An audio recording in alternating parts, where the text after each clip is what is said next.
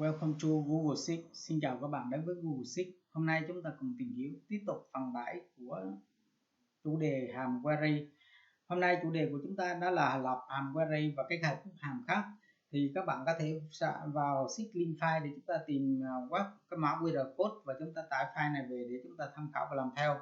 Thì trong các video trước chúng ta đã tìm hiểu về cái chủ đề của hàm query, thì từ video phần 1 là video 024 đến phần 6 là 029 chúng ta đã tìm hiểu về hàm query. Thì các bạn có thể vào đó để chúng ta là xem lại các phần trước chúng ta chưa theo dõi. Thì trong cái phần 7 này chúng ta sẽ tìm hiểu, đầu tiên chúng ta sẽ tìm hiểu về hàm query kết hợp với hàm khác thì nó như thế nào. Thì hàm query về chúng ta sẽ kết hợp đó là về các bạn thì chúng ta sẽ cái cú pháp của data đầu tiên thì chúng ta vẫn giữ như cũ, nhưng mà ở đây chúng ta chỉ khác đó là chữ full, thay vì là cái tên cột ABC thì chúng ta sử dụng full. Full ở đây chúng ta cần tìm hiểu theo cái tiêu đề, ví dụ như ở đây chúng ta cần thay đổi cái tên hàm ở bằng mã đơn hàng thì chúng ta sẽ thay đổi thì nó sẽ linh động và nó sẽ trả về kết quả, ví dụ như thời gian hay là cái khách hàng thì nó sẽ trả về cho chúng ta. Nhưng mà ở đây nếu chúng ta cần thay đổi thì như thế nào, thì chúng ta đầu tiên chúng ta sử dụng là các vế phía trước chúng ta vẫn giữ như cũ, nó chỉ là xác định để cái cột kho tên cái OA2 này nó là cái cột thứ bao nhiêu. Thì ở đây chúng ta sử dụng hàm map để chúng ta tìm map. Ở đây là chúng ta tìm A3, đó là cột OA3. Ở đây tôi cần tìm luôn cái A3 đến D3 là chúng tôi để, còn ở đây trước khác là chúng ta tìm OA3. Thứ sau đó là cái data chúng ta cái tên cột của chúng ta cần tìm thì đó là thuộc nàm data của A1 đến Y1. Thứ hai là không là chúng ta là tìm chính xác đầu tiên, sau đó chúng ta ở đây chúng ta làm thêm cái hàm if để chúng ta bãi lỗi, nếu không có nó rỗng thì nó không bị lỗi. Thì sau đó chúng ta sẽ khóa cái hàm dấu và dấu nháy đôi lại.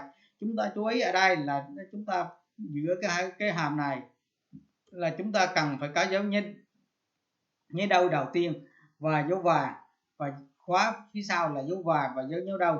Chúng ta chú ý là như vậy. Và ở dưới cách đây là chúng ta không để trống để cách mà chúng ta phải viết liền nhau.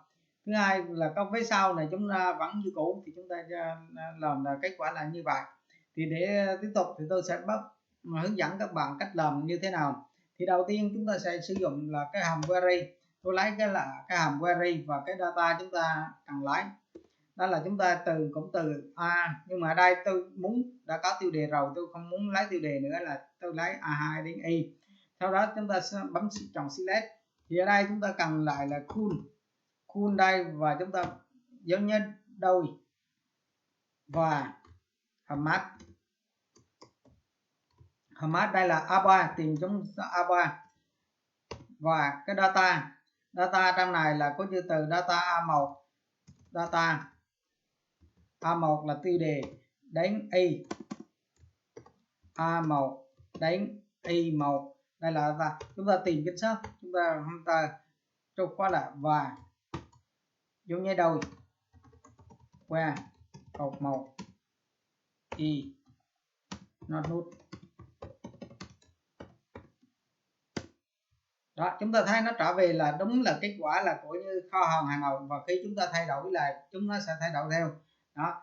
Thì bây giờ chúng ta muốn cần trả kết quả về các cột từ A3 đến D3 thì chúng ta làm như thế nào? Thì tôi hướng dẫn các bạn xem cách làm của nó như sau. Thì chúng ta thấy ở đây chúng ta sẽ tìm cái hàm match, mục đích nó trả về cái select tức là cột đơn hàng tức là cột 2, cột số lượng tức là cột 5, cột đơn giá tức là cột 6 và cột thành tiền tức là cột 7.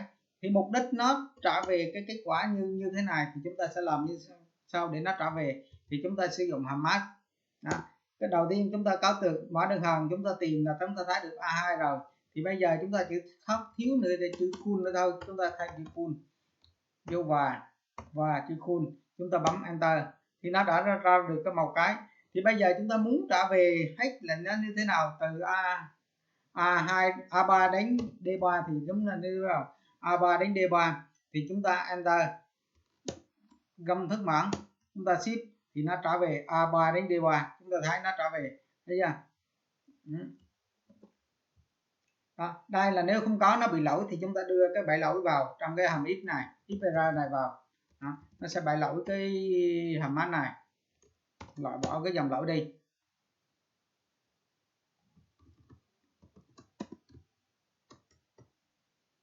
Đó, chúng ta enter thì nó như vậy, nó đã tra về kết quả đúng như vậy. Thì bây giờ chúng ta cần nó sẽ gộp lại như thế nào thì chúng ta sẽ thêm là test run. Đó, chúng ta sẽ gộp các cột nó lại.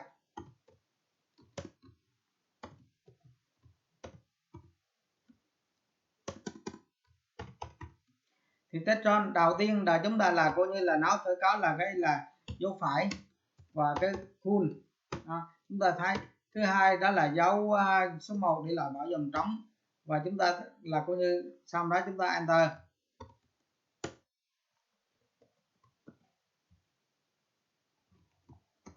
Đó, chúng ta thấy nó trở về được y kết quả giống như nhau như vậy. Đó, chúng ta thấy là được rồi. Thì bây giờ chúng ta copy cái món này vào trong cái công thức trước, chúng ta cắt, chúng ta đưa nó vào trong query thì chúng ta sẽ thấy ở đây chúng ta thay bằng cái hàm mã này, chúng ta đưa vào nó luôn trong query. Tại vì ở đây chúng ta cả mảng thì chúng ta cả mảng thì chúng ta đưa vào hầm công thức mảng này vào cũng được, hoặc là chúng ta đưa ra phía sau này để cho nó dễ nhìn thấy hơn thì chúng ta đưa ra ngoài nó cũng vẫn được. Thì đưa ra ngoài thì dấu phẩy này chúng ta phải đưa ra ngoài.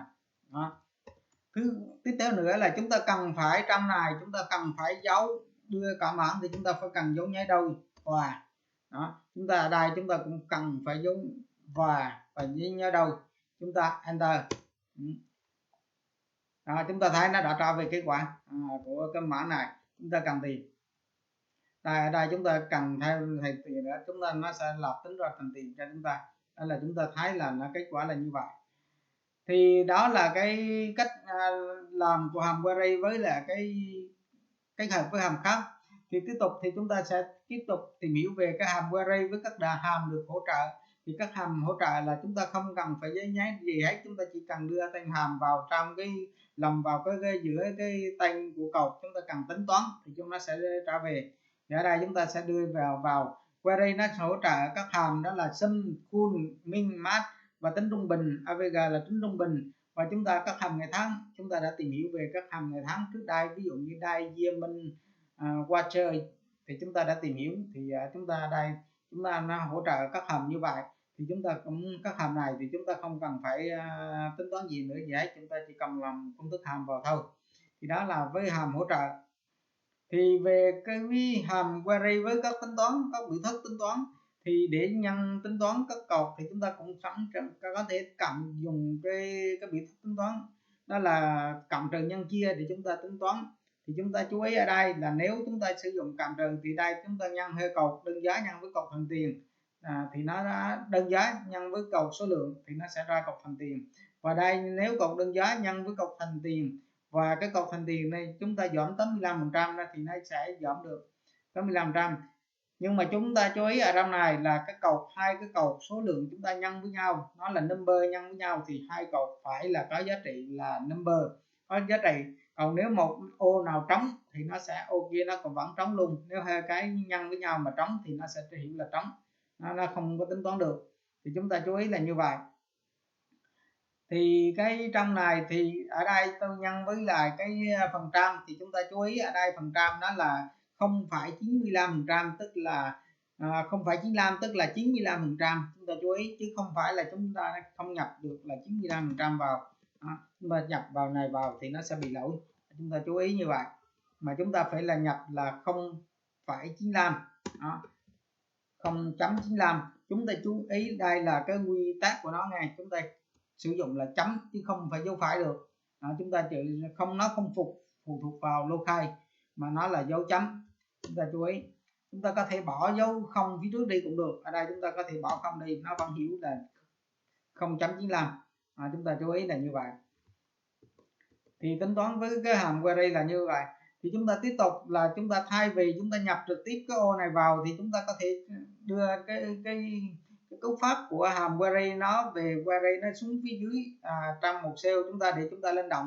Thì ở đây ví dụ như tôi đã đưa cái select này xuống ô thì chúng ta ở đây chúng ta chỉ cần thay đổi, ví dụ ở đây tôi cần thêm cái cột 6 này nữa vào thôi. thì chúng ta nhập vào đây thì nó sẽ vẫn trả về kết quả thêm cột 6. Chúng ta chú ý là nó đây là cái ô nó tham chiếu ô, thì ở đây chúng ta về phần data thì chúng ta chú ý data nó vẫn bắt buộc phải nhập như này, nó không có lấy dưới tham chiếu ô được. Và cái phần select này thì chúng ta query này thì nó có thể cú pháp query nó có thể lấy được đó, chúng ta có thể tham chiếu ô. Chúng ta chú ý là như vậy.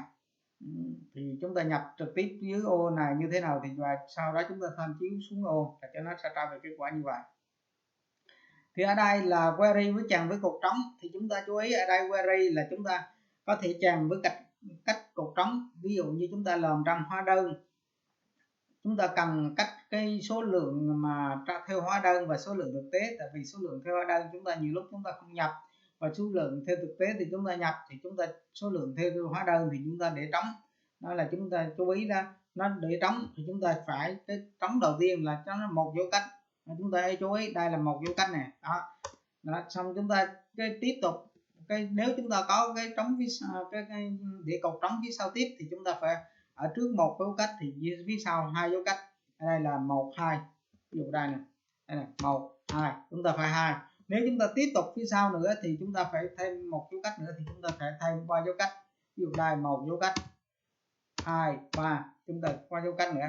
Và chúng ta khi chúng ta làm xong thì cái label này nếu nó để trống thì nó muốn để trống thì chúng ta copy ở phía trước này chúng ta thế nào thì chúng ta phải nhập lại nó như thế đấy. Thì cái label này thì các bạn có thể tìm hiểu trong cái phần 1 và phần 2 của video về hàm query. Thì để tôi nhập lại cho các anh chị xem, thì ở đây tôi sẽ sử dụng là query. Cái query chúng ta lấy data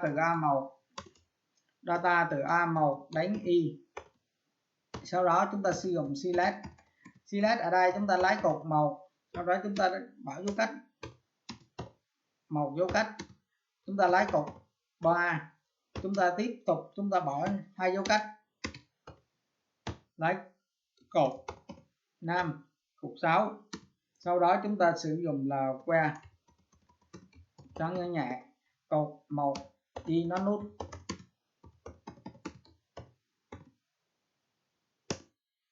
chúng ta enter. Thì chúng ta enter xong nó sẽ lấy cái giá trị của tiêu đề, nó sẽ trả về trống, là chúng ta biết là nó là cái tiêu đề nó để trống. Cho nên chúng ta phải muốn để cho đẹp thì chúng ta phải thêm cái tiêu đề là label. Thì trong này chúng ta phía trước này chúng ta lấy như thế nào thì chúng ta sẽ lấy phía sau như vậy.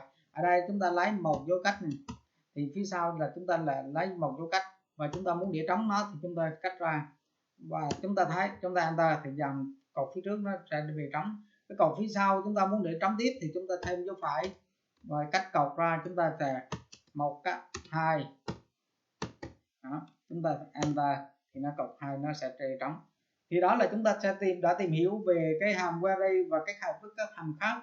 Thì một lần nữa, nếu các bạn có vấn đề gì thắc mắc, các bạn có thể để lại dưới bình luận comment để chúng ta cùng trao đổi và giải quyết.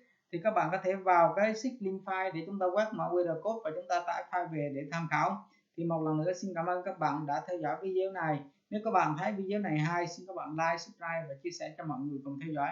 Một lần nữa xin cảm ơn các bạn.